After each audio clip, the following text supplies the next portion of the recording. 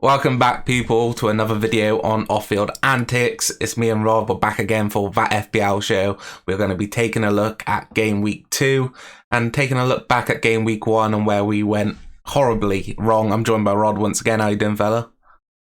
As always, mate, it's a pleasure to join you, and obviously it's a shame our clubs are awful, but this show is not awful, and we're back. Yes, I guess you could say that. But I mean, we're back. It's Game Week 2 look ahead, but first we have to look back at our mistakes, Rod.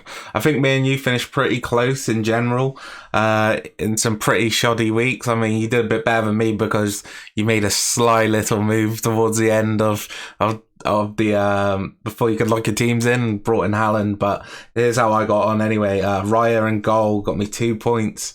Trent, absolute shocker, 1 point game.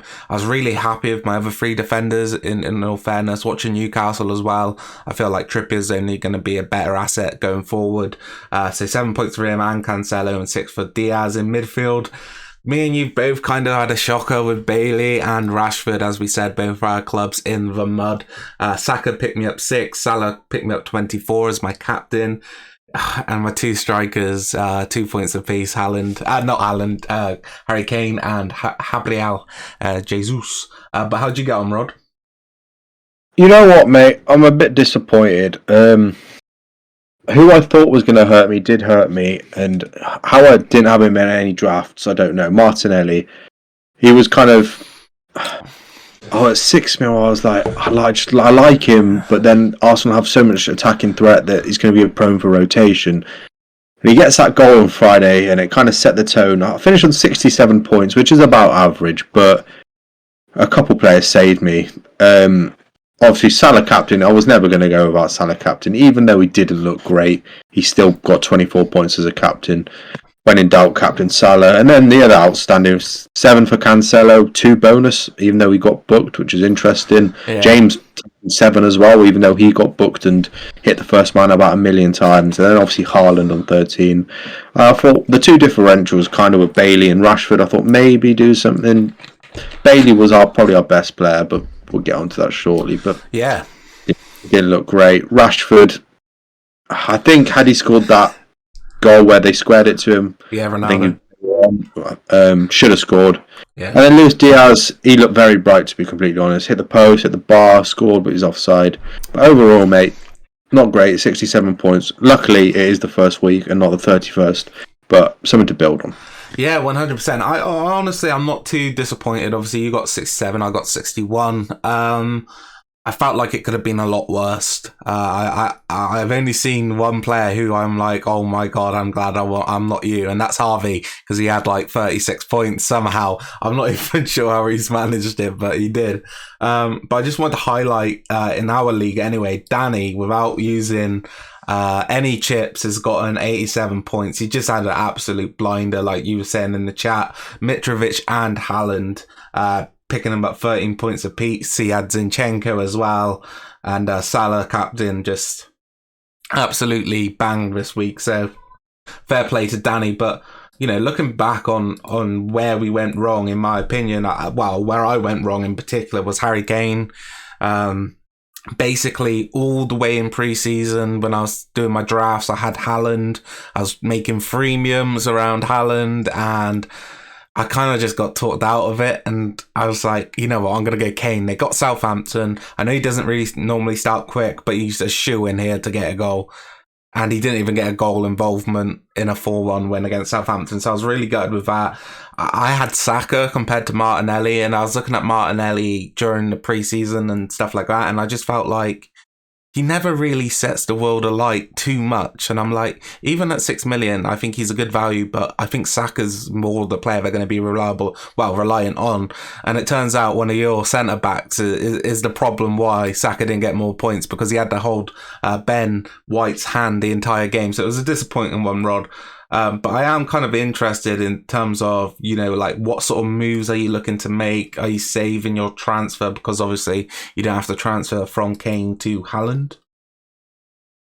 So I don't usually move this early, and I hate moving this early because we've still got a whole week of training ahead. But I did last night this morning actually, because Martinelli's about to rise in price. He's very close to rising, likely to rise tonight. I did Rashford to Martinelli. Rashford really disappointed me. I think he's getting to full fitness. Obviously, Martial, it will be back soon. Rashford wasn't great, and I've taken the transfer Rashford to Martinelli.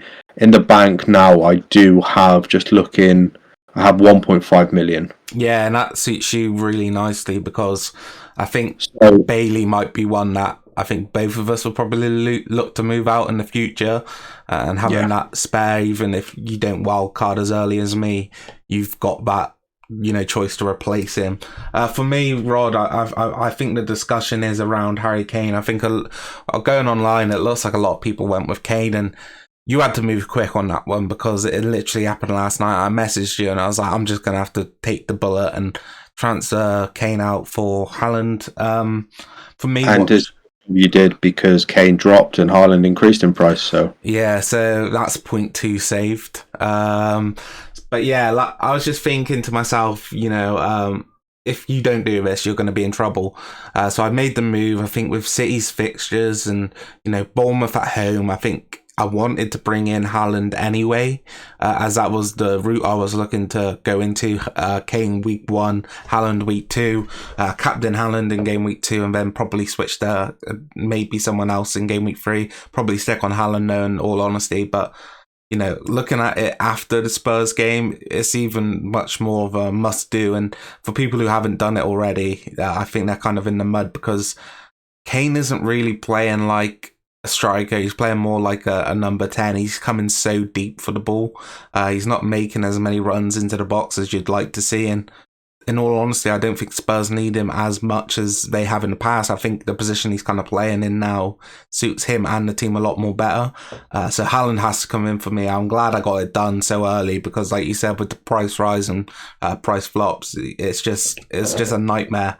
But in terms of other players, he kind of just went off this week, Rod. There were quite a few. I think I want to give a shout out I thought Mitrovic was absolutely incredible against Liverpool. I thought he bullied them. He's everything you want, and obviously he's had multiple attempts in the Premier League.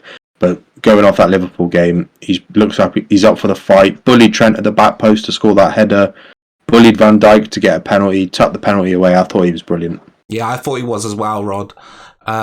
It's going to be interesting to see where he goes in the future in the Prem and how Fulham adapt, because obviously Fulham were super impressive, and to get a 2-2 draw, I think they deserved the win in all honesty. But even with that draw, it's super impressive. I kind of was shying away from Mitrovic coming into the season because I just don't think Fulham are going to get the chances to create for him, and they kind of proved me wrong. So it's going to be interesting to see if they can stick along the sort of path they're on at the moment. But I remember making my draft originally with Danny, and he picked Mitrovic, and I'm like, what are you picking Mitrovic for? They're not going to get the chances. But it was an absolute blinder in the end by him, and Mitrovic with an absolute insane return for game week 1.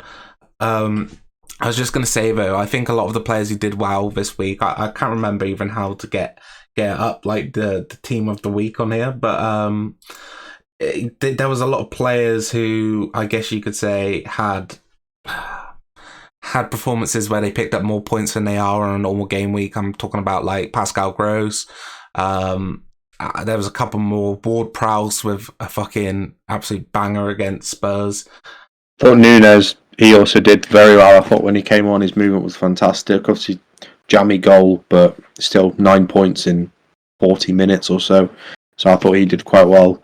There were a few players which shook things up a bit, hence why Mitrovic has already rose in price, Zinchenko's already rose in price, and you've got to keep an eye. Obviously, it's hard if you're a new player, casual player, to keep an eye on the unknown algorithm of changes. But yeah, there's players that just change in price, and I've already had a look, and Trent's had 100,000 people transfer him out after getting 1 point. So some people are crazy, and I guess that's what FPL is all about: risk and reward. Yeah, it is. But I just wanted to point out how important it is going to be now if you're a new player not to panic, because I'm sure you've made the mistake in the past, and I've made the mistake in the past of just taking too many hits. This year is going to be the year where I'm putting a stop on that, because I just take too many hits each year, and it's not necessarily that it hurts you straight away, but it hurts you in the long term of the game. I think it's important to save your transfers when you can. Obviously, I think if you were able to switch from Kane to Haaland, that's probably the wisest move you can make. But if you're able to save that transfer, it's probably going to be a good opportunity for you to do it. Like you're saying, the players being transferred out is ridiculous. A lot of people transferring out Gabriel Jesus after one bad game. It's kind of, I don't even know how to put it into words. It's just confusing to me. I think you look at Arsenal and how they played. They had moments where they looked good, but overall they didn't look like a gel team just yet. I think it's going to take time, but I think the more time that they have, Jesus is only going to get more chances, and he showed that he looked pretty sharp against Crystal Palace in the opening game. So people who are rushing and making moves unnecessarily, I think you need to slow down a bit. Just take your time, don't panic. What would be your advice, Rod? Yeah, and obviously don't beat yourself up about one wrong decision. Obviously, there would have been multiple people who've made different drafts, and maybe in your first draft you had the likes of Podence, Haaland, but then you've switched late to maybe Neto to Kane. So mate, there's 37 more game weeks to go. We're through a very, very small part of the season, and a lot of the time, if you're on the wrong side of 50-50, it's just one of those. You've got 37 game weeks to improve, and there's a lot of time and a lot of transfers to be made, mate. So, and obviously think through your decisions. Don't completely change your game plan based on one game week. Yeah, I just wanted to get your opinion actually on the goalkeeper situation, because I feel kind of backed into a hole this week. We got Raya and Ward, both of us. Ward ended up being this kind of late necessary pick at 4 million. He's the lesser number one goalkeeper at this current moment in time. But with Raya going up against United and, Leicester hosting Arsenal, it's a hard choice between the two. Do you know who you're going to be starting with? I'm currently, I am currently on Raya. I think you didn't impress me the other day. I didn't feel like you created too much. You did put on a lot of pressure though after you did get the first goal.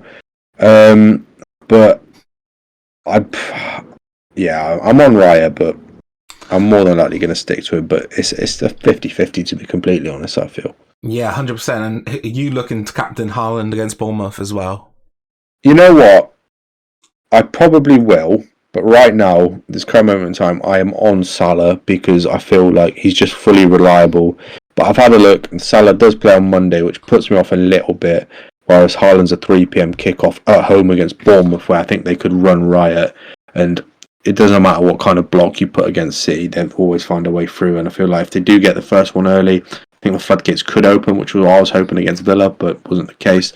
So, and I've got a weird thing. I hate captaining strikers. I just feel like the points potential for midfield is far greater than strikers, but I think it's the obvious choice. And for example, say I do go Salah, he's going to be far less captain than Haaland, and say Haaland bangs, Salah doesn't, I'm in the mud. So I'm probably just going to have to go with what I think, and it's probably going to be Haaland, but I am on Salah currently. Yeah, it is a hard one, isn't it? Because I think Crystal Palace showed us a lot as well on Friday night, sorry. And, it being a Monday kickoff, the last game of the game week to come down to that could be quite nerve-wracking. Just wanted to get your opinion, on Haaland as a striker, because I think we're kind of in the same boat now, thinking that he's going to score a tremendous amount of points because of what he showed against West Ham on the weekend. I think both of us agree that, all in all, City didn't really create that many chances for him to pick up the points that he did, but he ended up creating a chance for himself with the penalty, and the second goal, with the pass from De Bruyne was just taken away so perfectly. What's your stance on him? Is he kind of a set and forget from now on? I think he has to be honest, mate. He's just going to gobble up chances that City create. And last year they created a lot of chances, but there wasn't that set finisher there. They played quite a fluid system. Whereas you saw Haaland just put it in behind. He's so quick and he's so tall and strong. He's just the finish was so composed. And if it's going to be interesting to see if Mahrez and him are on the same pitch. Who does take a penalty if there is one? But I feel like Haaland, the penalty yesterday was brilliant. I don't see a reason to take it off him. Yeah. So I think for the foreseeable, mate, I think he has to be. Yeah, I completely agree, and I'm finding it hard this season, this year so far, because I'm so used to having Son in my team, and I fully expect him to go off. I just don't know how to get him in, and I think I'm probably going to have to go without him, and I just don't really have any Spurs assets, and I know they're a good team, and I need to bring some in. I think Sessegnon looked really good, and if he nails down that spot, then he'd be a great pickup. But even Perisic looked good when he came on. It's super hard right now on Spurs assets.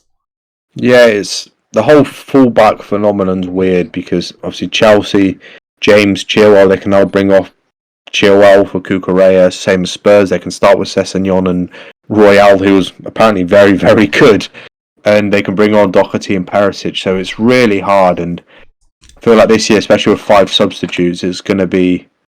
I think we're going to have a lot of headaches because, say your fullback does start, that there's a chance he gets brought off before 60.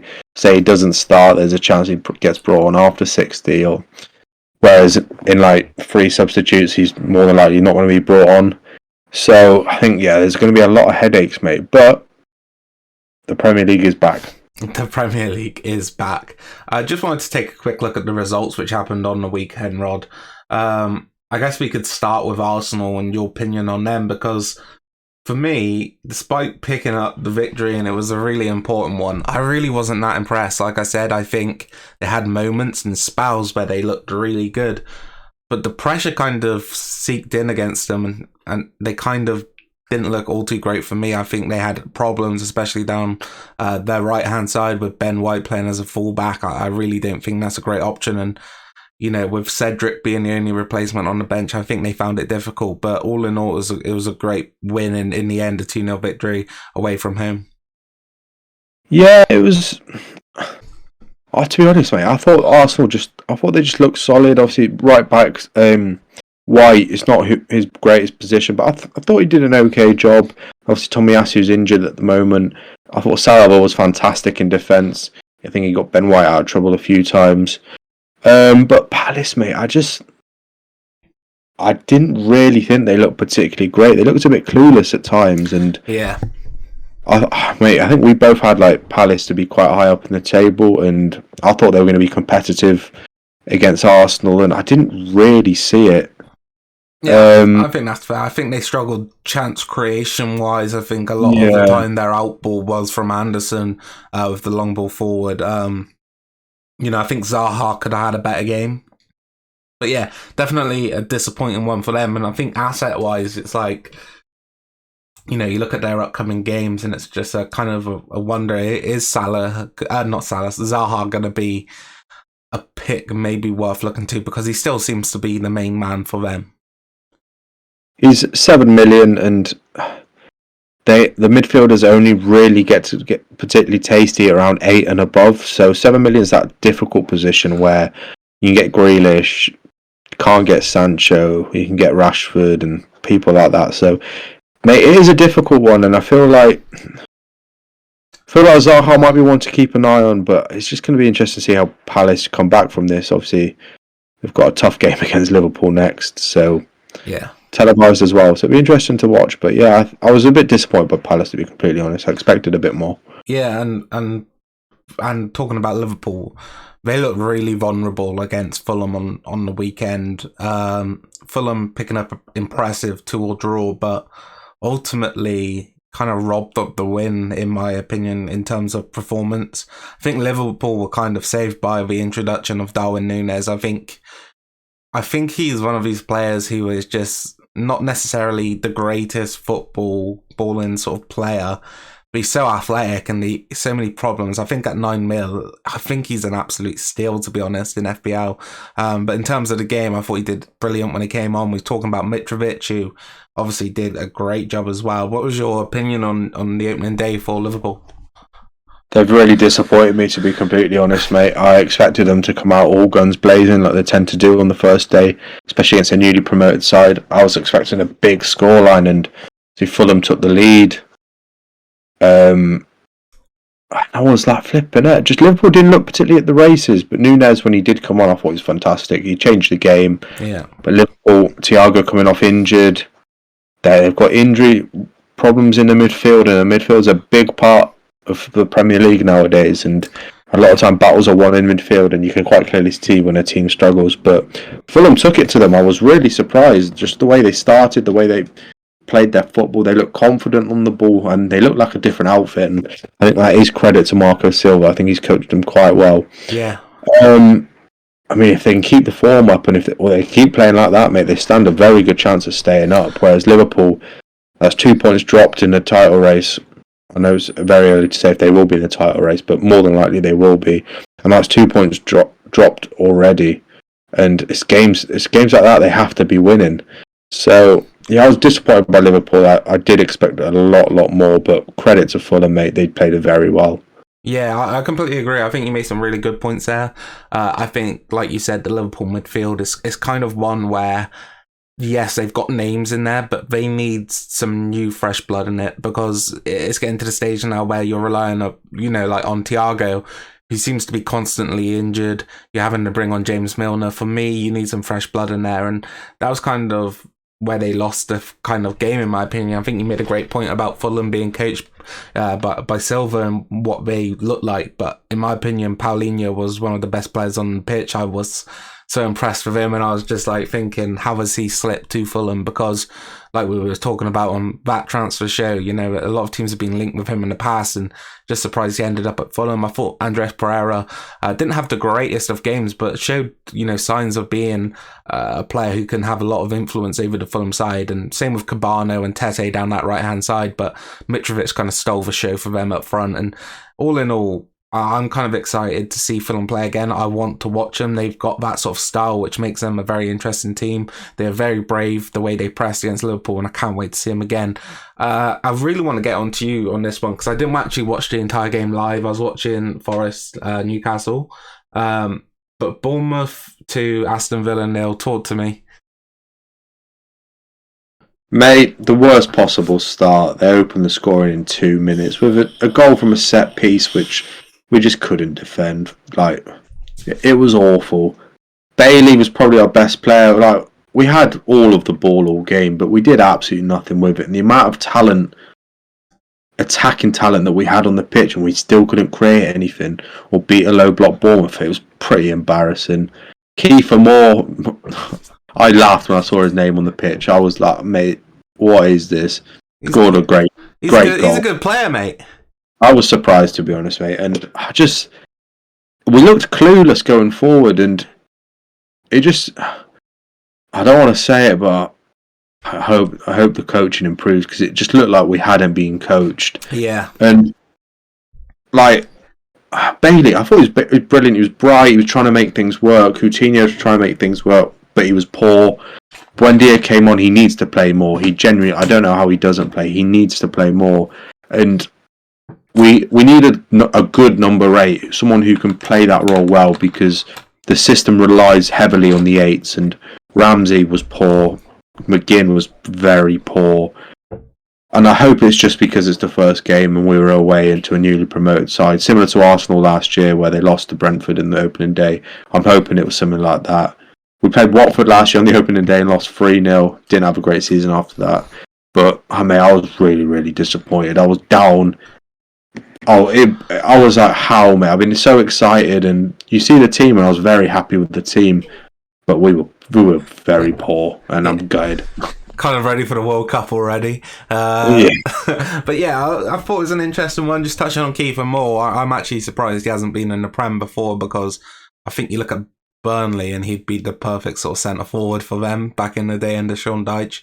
Obviously now they're playing a much different style of football under Company, but that is what it is. But in terms of Bournemouth, I think you should have won that game in terms of, teams on paper, and kind of got me thinking about Gerrard, and is he actually the man, and what people say is, because I've been questioning it. I think last season, I think a lot was put on the fact that Gerrard came in, he had some really bright spells where Villa looked like a completely different team, different sort of system, and you're picking up good wins and you're being competitive in some losses. But now I think the pressure's got to be on him, because now the squad is level, or even above some other teams who are looking to clinch the last sort of European spots. So I think it's one where this game, like you said, the first game being away from home, maybe you can give him a pass on that, but now the performance needs to kick on, because he's been given everything he's basically needed in terms of the squad. I think you made a good point about the 8s. I think now you've brought in a 6 in Kamara, you can kind of see if he can, provide to be that kind of pillar in midfield for you, and you still have Louise who can kind of drop in there. Same with Nakamba if needed. But you are a bit light in terms of box-to-box midfielders. I think McGinn, like you said, is normally on his A game, but he didn't have a great performance, and Ramsey's still young, so I think you could do with maybe another backup in that sort of position. What's crazy is I don't get what Gerrard's hate towards him, and Dean Smith had another hate towards him as well. 2 managers now. We've got Sanson. When he plays off, he's really impressed me, and obviously I don't think he's going to be on Gerrard's good books, but obviously after the team got announced, he put on his Instagram, I was fit and ready to help the team, with like a laughy face. Not great, but mate,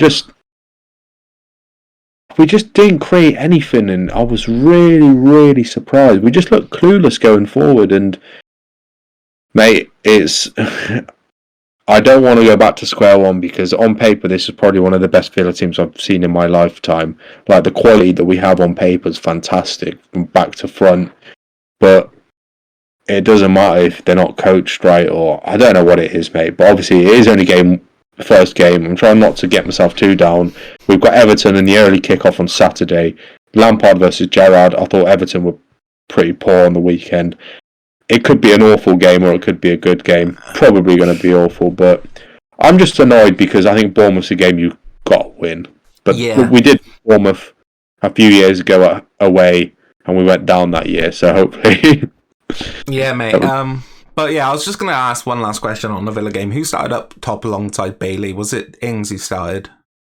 So Bailey was quite central for about 20-30 minutes. Then he drifted a bit out wide, but he was more central than anything. But when he did go out wide, I think Bournemouth did very well maintaining him. He couldn't really do too much, but it was Ings who he was trying to get things to work. He was trying to make things happen, but Bournemouth just defended with their life, and they defended very well with Jefferson Lerma at centre back. I was just going to say, I think that if you're going with that sort of diamond sort of formation and kind of look, I don't think you can start with Ings. And I think despite my kind of lack of rating Ollie Watkins, I think he's more needed in that sort of system because of the mobility and I guess you could say athleticism he kind of brings to the team. So I think that could change things in the future.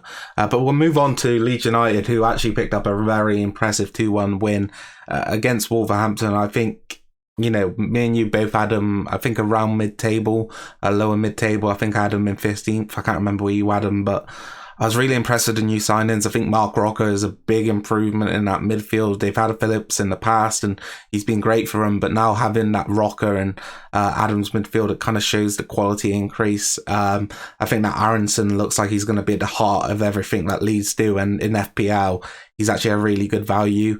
He had a banging pre-season for him as well. So he's one to keep an eye on. And Rodrigo starting through the middle, well, not through the middle, sorry, on the right-hand side, I think it was, and he's picking up a goal. So it's interesting for Leeds, but super disappointed in Wolves. They're obviously going away from this back three system now and looking to play a back four, but moving Connor Cody on loan to Everton, which is a bit of a weird one. But I think it's is it permanent? The permanent, yeah. Yeah, so it's kind of an interesting one because, I think Cody is a good centre-back, but he is often used in that back three system, and with them moving away now to back four, it's probably going to be more necessary that they bring in someone else. But really disappointed. I don't think Wolves showed an awful lot. I think it was Podence was the goal in the end, but I just didn't see this Wolves team going forward. I think their business in the transfer window hasn't been very exciting, and all in all, they seem quite static. Yeah, so obviously they're about to announce the signing of Goncalo Guedes from Valencia, who's going to be probably a decent winger for them. Another Jorge Mendes player. Is he Portuguese? He is Portuguese, mate. This guy was a big talent back in the day. I remember people talking. But Yeah, I had a big plan. I was watching the early kickoff. Then I was watching Villa. I had a plan to watch match of the day, soak up all the first day football. That's all Leeds lose. I was like, finally, don't like Wolves, but they were beating Leeds. So I was like, I'd even take a draw at this point. Then Leeds scored. And then they scored again. I was like, fucking brilliant. Yeah, Leeds 2-1. I think they'll be very happy with that result. Wolves bouncing Ellen Road. Wolves is not an easy fixture first, but I didn't manage to catch the game, so I don't really know what happened. But I think I've been told they look more balanced. Obviously, they've made some good signings around the pitch, and they've kind of just got better players all around the pitch now. I think that's right. I think all in all, yes, they've lost big talents in Rafinha and Phillips, but they've been able to improve the squad as a whole, and they look like a more of a team now than a bunch of individuals. And I think they're only going to get better. I think they could still make some more business in a transfer window. I think another striker wouldn't go amiss. I think relying on Bamford for the whole year is probably something you can't rely on too much, but we'll have to wait and see. Newcastle beat Forest 2-0. That was a game I watched. I was really impressed with Newcastle. In terms of FPL sort of players to look for, Callum Wilson 100%. I think 7.5 million, unless he's got a price boost, is an absolutely fantastic option. He seems to be the main man still in that Newcastle team, and he looked very threatening in the game. I think Forest looked a bit deer in the headlights against Newcastle, really didn't create much and were very much on the back foot for the entire game.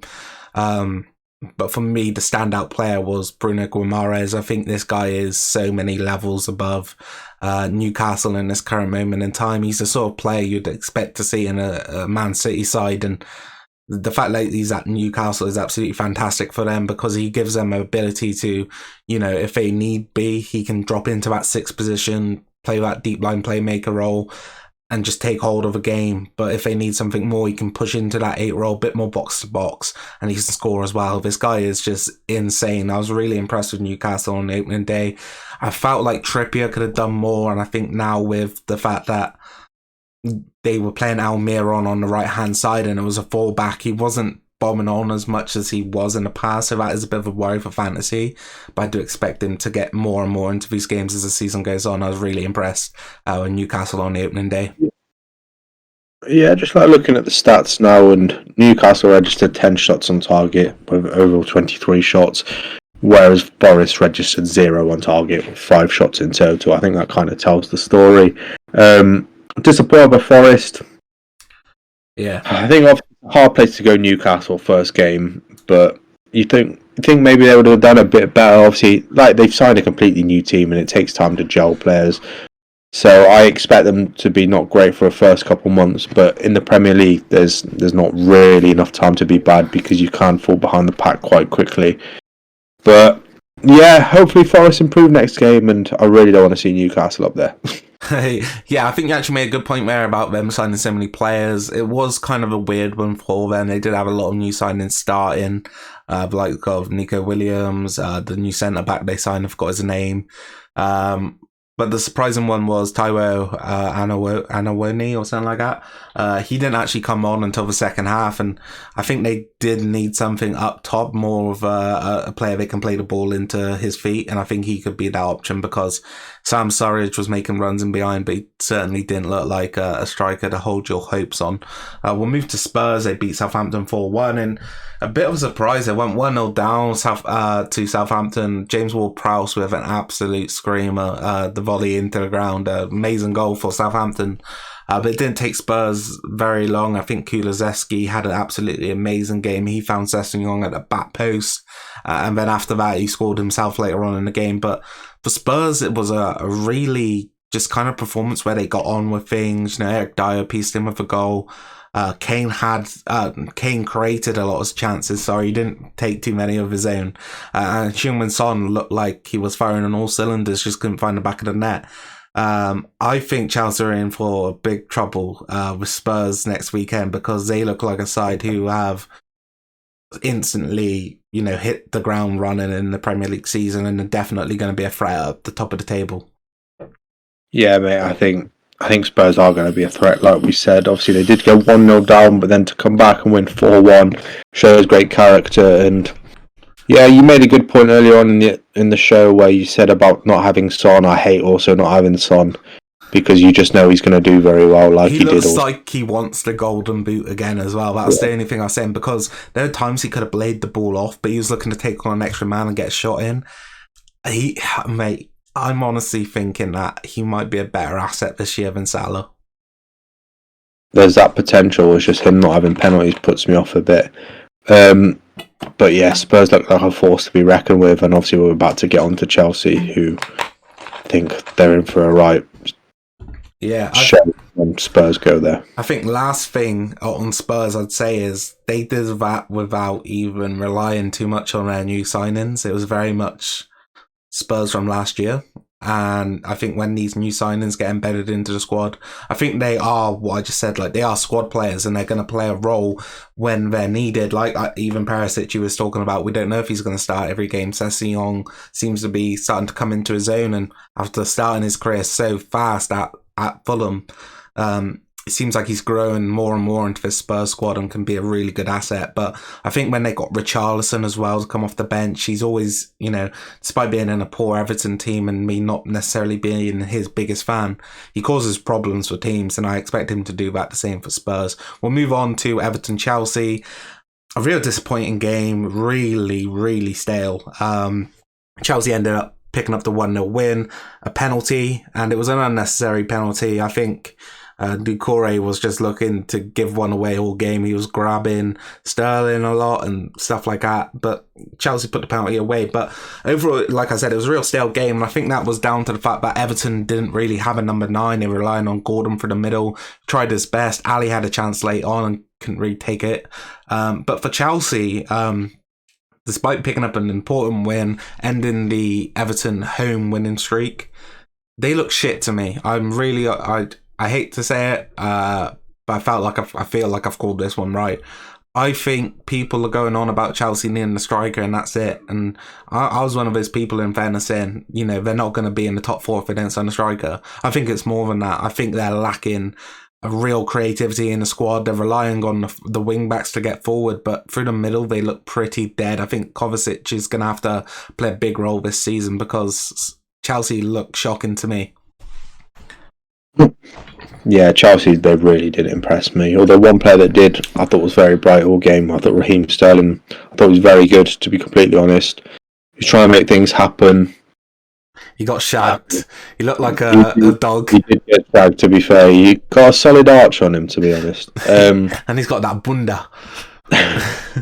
But Everton, I didn't think they looked particularly great either. Losing 2 big players as well in Godfrey and Mina, who Lampard reckons they're out for a good bit, especially Godfrey. They have just signed Connor Cody, but you don't want to be getting injuries this early on into the season. Calvert-Lewin's expected to be out for another few weeks. I think they were playing Gordon up front. Yeah, man, he's gone blonde. I did say that. That's a shocker. It is a shocker. But yeah, as an Everton fan, obviously Chelsea is a hard game, so it's understandable that you'd lose. But I didn't really think they were particularly great. They didn't really create much. They didn't, but in general, for a Saturday 5:30. It was just, like you said, stale. I think you made a good point, but I'd love to see the stats of this game. So Chelsea had 15 shots on target, yet I can't remember many of them. And they had 6 shots on target to Everton's 4. They dominated the ball, in all fairness, but it feels like to me, just in my memory, and it could be selective memory because obviously I've predicted this Chelsea thing, but I feel like Everton had the better chances when I think of them squaring the ball to Dele Alli at times. There was the one corner, I feel like. And even the Gordon, even though it wasn't a shot, but it was a cross, Gordon should have got onto it and Koulibaly cleared it. Yeah. It just kind of stinks to me, that game. It was a shocker. Should probably move on to Sunday, where Leicester drew 2-2 with Brentford in a game which was really fun, but I looked at things, I only caught the highlights in this. Drewsbury Hall with an absolute thunderbolt from miles out. And Josh Da Silva with an absolutely cracking finish for Brentford as well. Tony on the scorecard as well. But all in all, kind of a weird result. And if you had Raya and Ward, you was in for a bit of trouble because no clean sheet. I don't think Leicester are going to be too much of a team this year, in all honesty. I think they look kind of reliant on James Maddison to create for them. I think him, if he goes to Newcastle, that would be a banging bit of business for Newcastle. I was kind of surprised Brentford defensively didn't look as good as I thought. But going forward, I think they still look like they've got a bit about them, despite the loss of Christian Eriksen. Yeah, I had Raya in there. I was kind of expecting a bit more. Leicester did go 2 goals up, and I was like, oh, I've lost a point. He did get a save bonus, though. He did. I saw that, which was impressive. So essentially, he only conceded 1 technically. Yeah. Jude Hall only scores bangers. Fantastic goal, as always. But yeah, Brentford, they're going to be disappointed.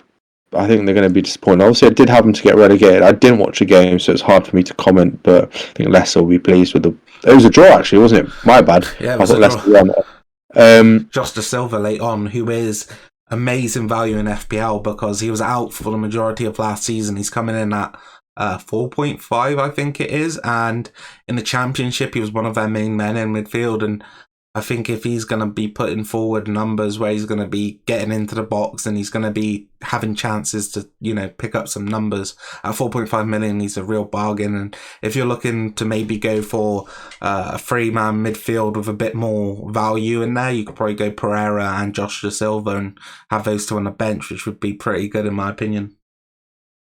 Yeah, 100%.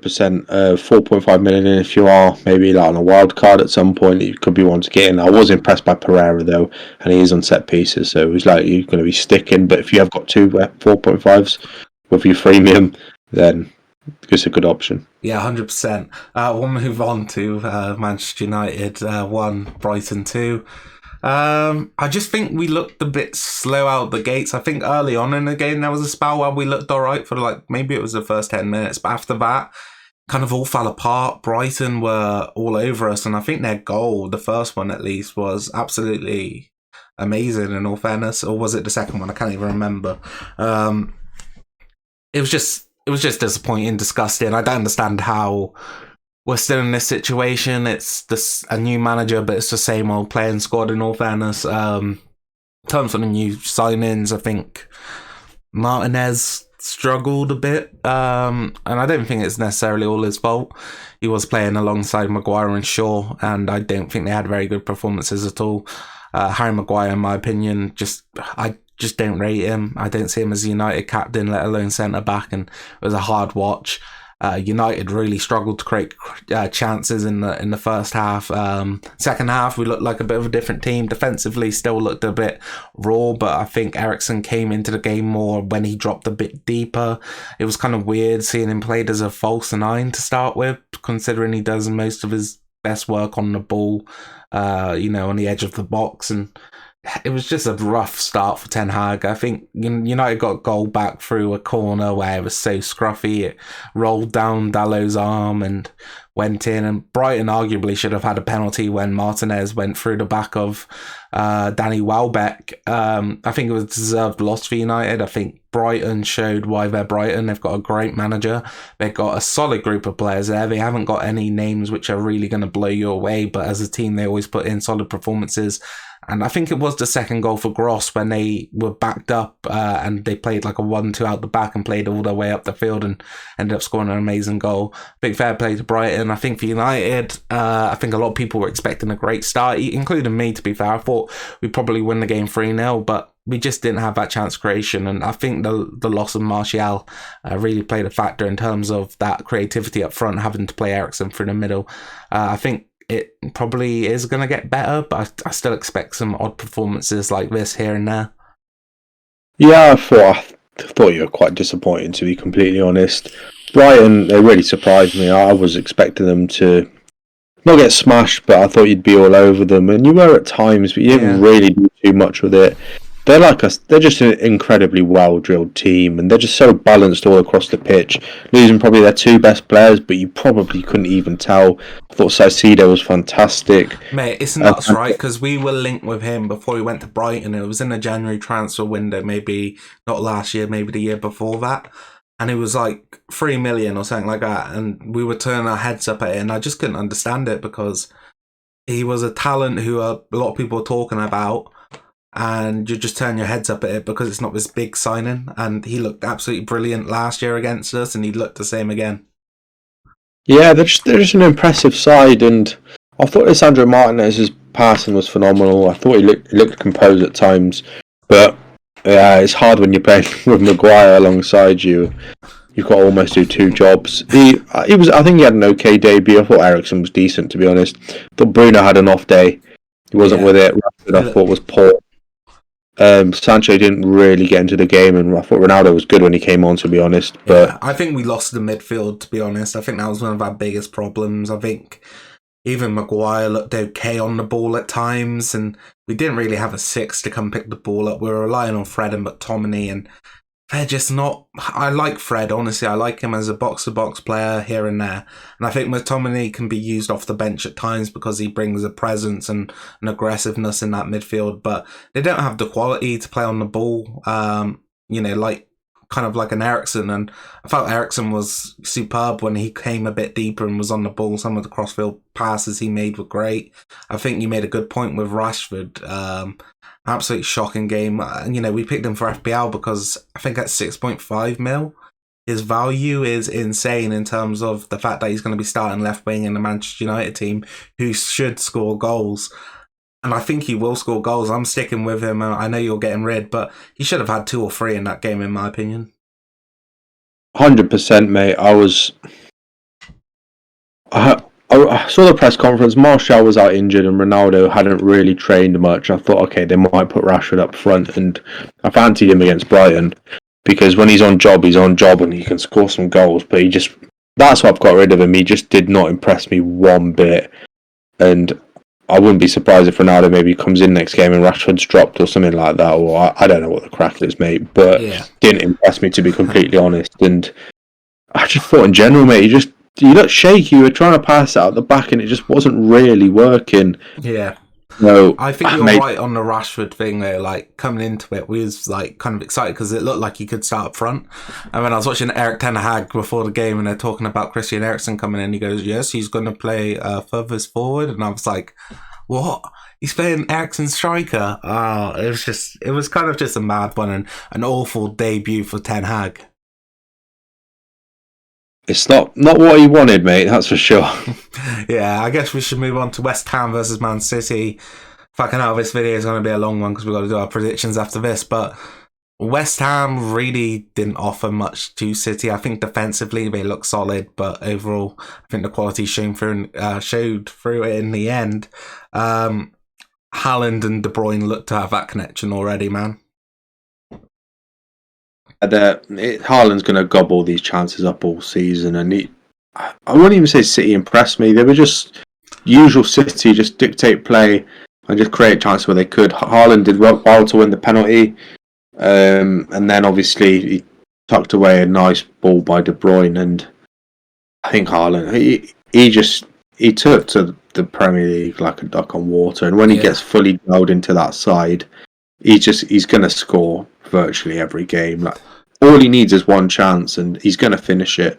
And I wasn't apprehensive, but I was like, I don't know how he'd do, but I've got no doubts after that game. And City, I think if Liverpool have a couple more off results like this, I think City could walk it because they weren't even at their best yesterday. And they brought West Ham away 2-0. I think they've got the title already, to be honest. I think it's over in August after the first game week. I think tactically it was interesting to see how narrow Cancelo and Walker were playing at times. But I think, to be honest, they just showed how smart of a team they are. Going away to West Ham, opening day of the season, it's going to be quite rowdy. They just took the energy out of that crowd straight away, man. First 10 minutes just kept hold of the ball, and the crowd went silent, and then they was able to do what they're, looking to do. And in all fairness, they are by far the best team in the league in terms of starting 11. And I think they've probably got the best manager still. So it's going to be hard to kind of dethrone them. But I guess we should look forward to the fixtures. And next week, I guess we can predict a City win straight away. Let's start off in chronological order, though. We start at 12:30, Villa against Everton. Please tell me you're going to win this game, and Eric Bailly, and Leon Bailey scores a hat-trick. Mate, in an ideal world, yes, but early kickoff, so Villa can ruin my weekend by 2 o'clock on a Saturday. Mate, I'm going to go 1-1, and I think it's going to be a horrific game. I'm going to go with a Villa win. I went with a win last week. I'm going to go 2-1 Villa. I just don't think you get the clean sheet. Actually, no, I'm going to go 2-0 Villa. I think at home, first game of the season at Villa Park, I think we're going to put the first performance down to opening day away.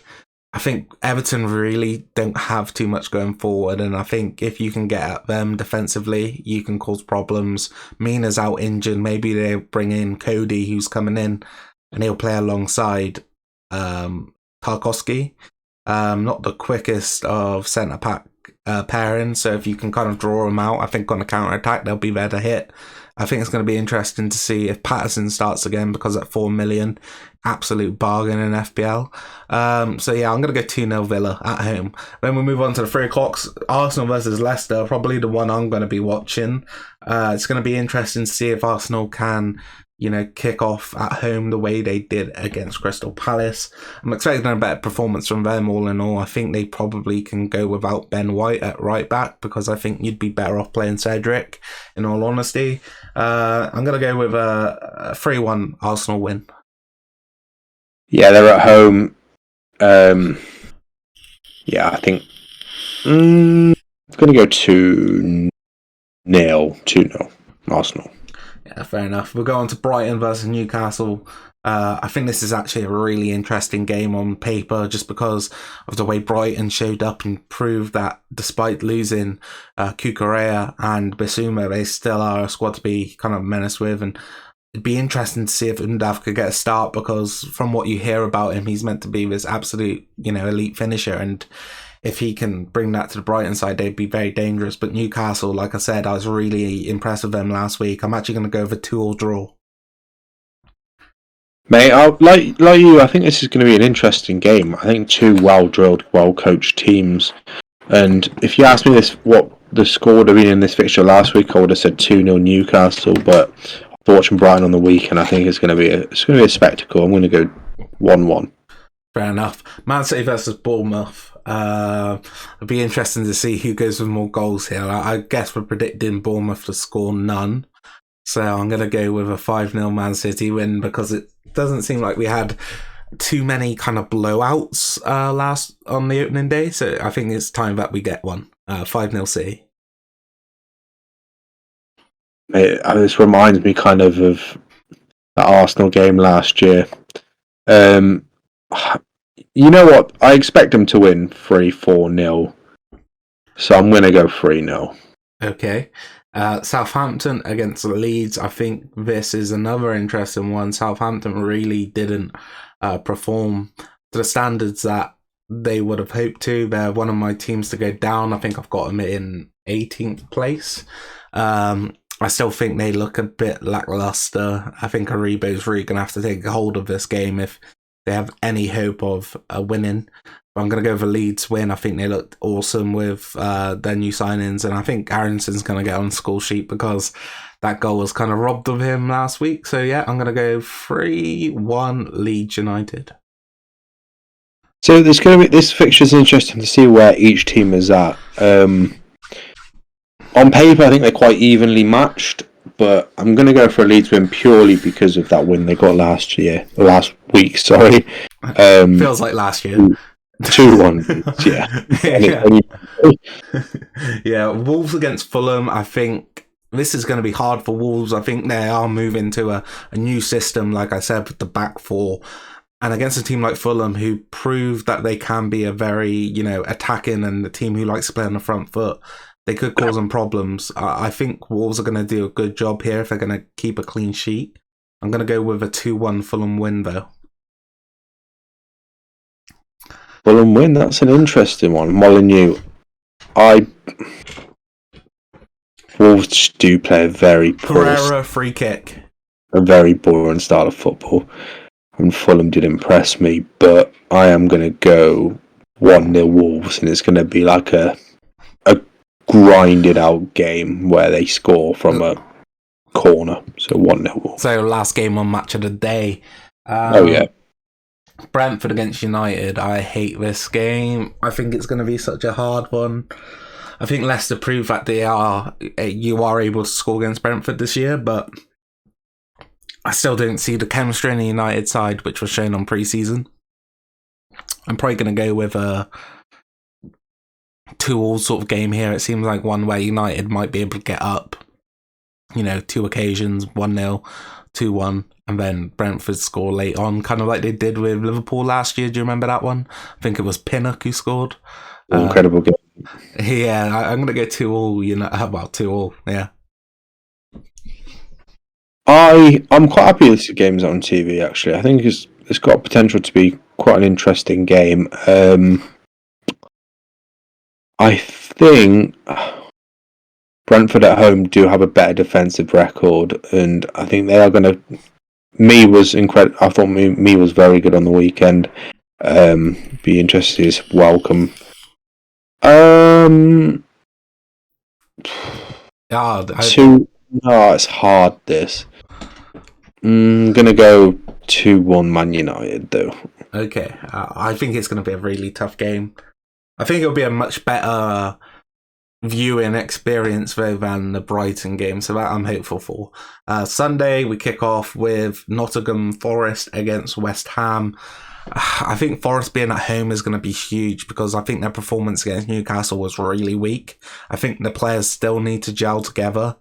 I'm actually going to go with a Nottingham Forest win here. I think West Ham just looked a bit disjointed. I think we're going to have to see Skamaka come in because Antonio seemed to pick something up. Yeah, it's going to be an interesting one. I'm going to go with Forest to win 2-1 here. I think Lingard gets it done late on for him.